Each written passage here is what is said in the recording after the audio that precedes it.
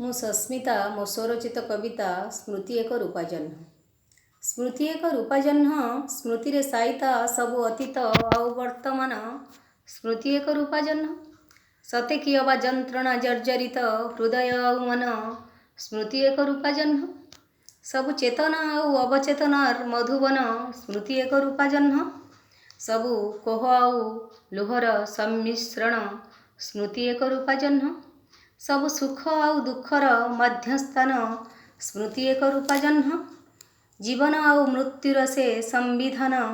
ସ୍ମୃତି ଏକ ରୂପାଜହ୍ନ, ସରଳ ରେଖା ଓ ବକ୍ରରେଖାର ସଂଯୋଗ ସ୍ଥାନ।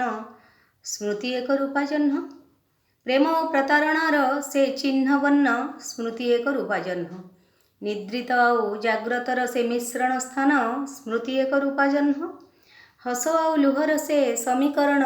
ସ୍ମୃତି ଏକ ରୂପାଜହ୍ନ, ତୁମେ ଓ ମୋର ସେ ସଂଯୋଗ ସ୍ଥାନ। ସ୍ମୃତି ଏକ ରୂପାଜହ୍ନ, ସ୍ମୃତି ଏକ ରୂପାଜହ୍ନ। ଜୟ ଜଗନ୍ନାଥ।